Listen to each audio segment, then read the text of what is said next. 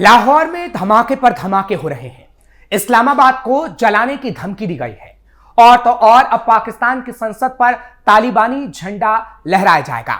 ये बात खुद तालिबानी लड़ाकों ने कही है और एक हफ्ते के अंदर वो पाकिस्तानी संसद पर कब्जा कर चुके होंगे, जिसके बाद कई सवाल सुलग रहे हैं जिसे आज हम पूछेंगे और उसका जवाब भी आपको देंगे।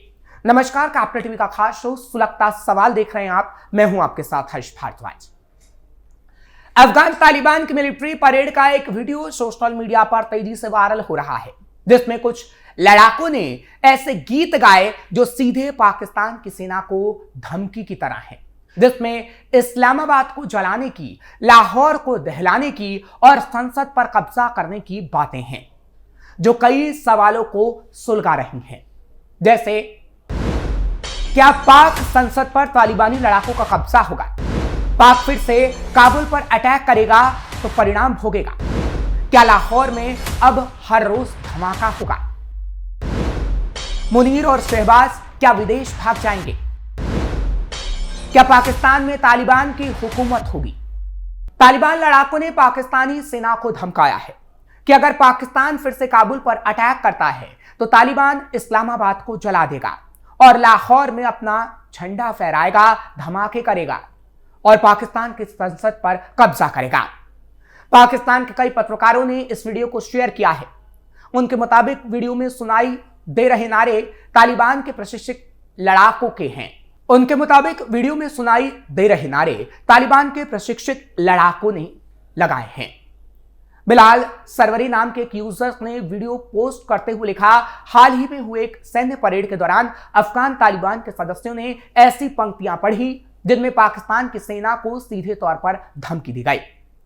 इस कविता में पाकिस्तानी सैन्य बलों के लिए अपमानजनक भाषा का इस्तेमाल किया गया और चेतावनी दी गई कि अगर पाकिस्तान ने दोबारा काबुल पर हवाई हमला किया तो तालिबान इस्लामाबाद को जला देगा, लाहौर में अपना झंडा फहराएगा और पाकिस्तानी संसद पर कब्जा करेगा। हथियार उठाने को मजबूर मत करो। इन पंक्तियों में आगे पाकिस्तान को यह भी चेतावनी दी गई है कि अफगानों को मजबूर मत करो कि वो अपना इतिहास दोहराएं और फिर से हथियार उठा लें। यह इशारा उस दौर की ओर था जब अहमद शाह अब्दाली और अन्य अफगान शासकों ने भारतीय उपमहाद्वीप, जिसमें आज का पाकिस्तान का पंजाब इलाका भी शामिल है, पर अटैक किए थे। उसे अफगानिस्तान की जंगी परंपरा और उसकी ऐतिहासिक विरासत का प्रतीक कहा जाता है। हालांकि वीडियो देखकर मुनीर और शहबाज घबराए हैं। कुछ पाकिस्तानी सेना के जवानों ने भी इस पर लिखा है कि कोई इन अफगानों को समझाए कि यह साइंस और टेक्नोलॉजी का युग है। हमारी 50 किलो की महिला वॉरियर ड्रोन की मदद से तालिबान के ट्रेंड लड़ाकों को टुकड़े टुकड़े कर रही थी। उन्हें इतिहास से बाहर निकलना चाहिए ताकि वो नई वास्तविकताओं को स्वीकार कर सकें। हालांकि पाकिस्तानी सैनिक अपने आप को दिखाने के लिए वीडियो जारी करते हैं कि वो मजबूत हैं, लेकिन ऐसा बिल्कुल नहीं है। पाकिस्तान में जब से ये वीडियो सामने आया है, शहबाज मुनीर डरे हुए हैं और अब तक ना मुनीर का इस पर कोई बयान सामने आया है और ना ही शहबाज का। अफगानिस्तान ने दी खुली चुनौती। वहीं इस पर अफगानिस्तान के पूर्व राष्ट्रपति अमरुल्लाह सालेह ने तालिबान के साथ तनाव पर पाकिस्तान को चेताया है। साथ ही आईएसआई और पाकिस्तानी आर्मी पर तंज भी कसा है। सालेह का कहना है कि अफगान तालिबान की धमकियों को पाकिस्तान हल्के में ना ले, वह इस्लामाबाद को दहलाने की क्षमता रखता है। पूर्व अफगान नेता ने तालिबान की लाहौर में बम धमाके करने से जुड़ी धमकी की खबर पर प्रतिक्रिया देते हुए सोशल मीडिया पर यह बातें कही हैं। अमरुल्लाह सालेह ने अपने एक्स पोस्ट में लिखा, अफगान तालिबान ने लाहौर में बम धमाके की धमकी दी है और वो बैक टू बैक बम धमाके करेगा भी। ये कोई धोखा नहीं, वो ऐसा कर सकते हैं। बम धमाकों में उनकी सिद्ध विशेषज्ञता है। उन्होंने 2017 में काबुल में ऐसा किया था, जिसमें 700 से ज्यादा लोग मारे गए थे। पाकिस्तान में उनकी गहरी पहुंच है, तो वो वहां ऐसा कर सकते हैं। तालिबान के पूर्व आईएसआई प्रशिक्षकों को पता लगना चाहिए कि उनका कौन सा चेला भटक गया है। पाक को दहलाएगा तालिबान। सालेह ने यह बात अफगान ग्रीन ट्रेंड की एक पोस्ट को शेयर करते हुए लिखा है। ग्रीन ट्रेंड की पोस्ट कहती है, तालिबान ने कहा है कि उन्होंने पाकिस्तान के लाहौर शहर में हमले को अंजाम देने की तैयारी कर ली है। पाकिस्तान में कई सामाजिक तबकों के हजारों पाकिस्तानी शिक्षित छात्रों की पहुंच, पहचान और ज्ञान है, इसलिए वो निश्चित रूप से इस हमलों को अंजाम दे सकते हैं। अफगानिस्तान और पाकिस्तान के बीच हालांकि कई मुद्दों को लेकर इस वक्त तनाव चल रहा है, इसलिए यह संघर्ष देखने को मिल रहा है। पिछले महीने दोनों के बीच डूरुंड लाइन रेखा पर सैन्य झड़पें भी देखी गई थी। इसमें दोनों तरफ से सैकड़ों लोग मारे गए थे। इन झड़पों के बाद कतर में दोनों पक्षों की बैठक हुई, जिसमें सीज फायर पर सहमति बनी। इसके बाद तुर्की में दोनों पक्षों ने युद्ध विराम पर बातचीत की। पाकिस्तान अफगानिस्तान में विवाद का एक बड़ा मुद्दा टीटीपी भी है। इस्लामाबाद का आरोप है कि अफगानिस्तान में तहरीक तालिबान को पनाह मिल रही है। यह गुट पाकिस्तान में कई हमलों के लिए जिम्मेदार है। पाकिस्तान इसके पीछे हालांकि भारत का हाथ भी बताता है।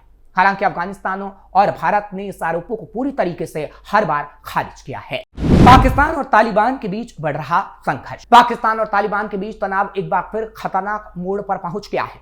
दोनों ओर से हुई झड़पों, हवाई हमलों और आत्मघाती हमलों में दर्जनों लोगों की मौत हुई है। यह साल 2021 के बाद से दोनों के बीच सबसे भीषण संघर्ष माना जा रहा है, जिसने पूरी दुनिया का ध्यान एक बार फिर अफगान सीमा पर केंद्रित कर दिया। एक तरफ है परमाणु हथियारों से लैस दुनिया की छठी सबसे बड़ी सेना, और दूसरी ओर है तालिबान के वो गुरिल्ला लड़ाके जिन्होंने 2 दशक तक विदेशी सेनाओं से लड़ाई लड़ी। आधुनिक हथियारों और परमाणु ताकत के बावजूद पाकिस्तान तालिबान से कमजोर पड़ता जा रहा है। पाकिस्तान के पास करीब 6,06,000 एक्टिव सैनिक हैं, जिनमें से 5,06,000 थल सेना में हैं। वहीं तालिबान के पास लगभग 1,07,000 लड़ाके हैं। इनमें से ज्यादातर गुरिल्ला युद्ध में ट्रेंड है।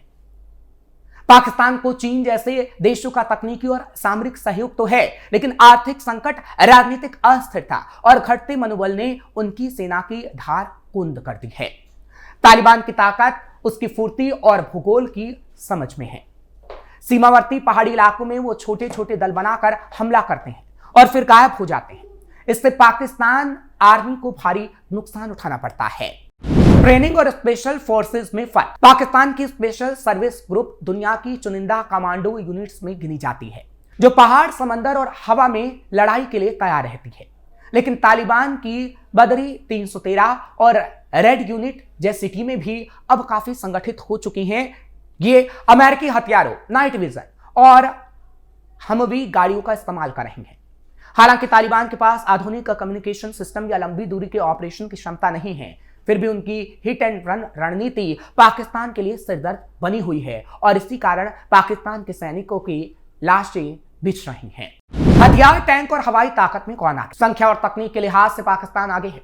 उसके पास 6,000 से ज्यादा बख्तरबंद वाहन, 4,600 तोपें और 465 लड़ाकू विमान है, मगर इनमें से कई पुराने हैं और चीनी पुर्जों पर निर्भर हैं। रखरखाव की कमी और ईंधन संकट से ऑपरेशन क्षमता घटती जा रही है। तालिबान के पास सीमित टैंक और अमेरिका के छोड़े गए वाहन हैं, लेकिन इनमें से आधे भी चालू हालात में नहीं हैं। बावजूद इसके पहाड़ी इलाकों में उनके छोटे ड्रोन और घात लगाकर किए गए हमले पाकिस्तान की हवाई बढ़त को चुनौती दे रहे हैं। परमाणु हथियार भी काम नहीं आ रहे। पाकिस्तान के पास करीब 170 परमाणु हथियार है, लेकिन ये सिर्फ रणनीतिक डर पैदा करने का ही साधन है। जमीनी लड़ाई में इनका कोई उपयोग नहीं। तालिबान के पास परमाणु ताकत नहीं है, पर उनके पास वो अनुभव है जो किसी भी सुपर पावर को पीछे हटने पर मजबूर कर चुका है, जैसे अमेरिका के साथ हुआ। टकराव की वजह क्या है? झगड़े की जड़ है तहरीक तालिबान पाकिस्तान, जो अफगान धरती से पाकिस्तान में हमले कर रही है। हाल ही में एक आत्मघाती धमाके में कई पाकिस्तानी सैनिक मारे गए। इसके बाद इस्लामाबाद ने अफगानिस्तान के अंदर एयर स्ट्राइक की। जवाब में तालिबान समर्थित लड़ाकों ने सीमा पर हमला बोल दिया। इससे दोनों देशों के बीच तनाव अभी भी बना हुआ है और पाकिस्तान को डर है कि कहीं पश्चिमी सीमा पर यह संघर्ष उसके लिए नया ऑपरेशन सिंदूर साबित ना हो जाए। कौन मार रहा बस? तकनीकी और हथियारों के स्तर पर पाकिस्तान आगे है, लेकिन तालिबान की जमीनी रणनीति और मनोबल उसे हर बार अप्रत्याशित बढ़त दिला रहा है। पाकिस्तान की अंदरूनी अवस्था और कमजोर अर्थव्यवस्था ने उसकी सेना की ताकत को भीतर से खोखला कर दिया है। तालिबान के लिए मौका है कि वो अपनी सीमाओं की रक्षा ही नहीं, बल्कि पाकिस्तान की धौंस का जवाब भी दे सके, और वो इस वक्त बखूबी दे भी रहा है। फिलहाल आपको ये खबर कैसे लगी कमेंट सेक्शन में जरूर बताएं। खबर को लाइक शेयर करें, कैपिटल टीवी को सब्सक्राइब करना मत भूलिएगा। सुलगता सवाल लेकर फिर आपके सामने हाजिर होंगे। इजाजत दीजिए, नमस्कार।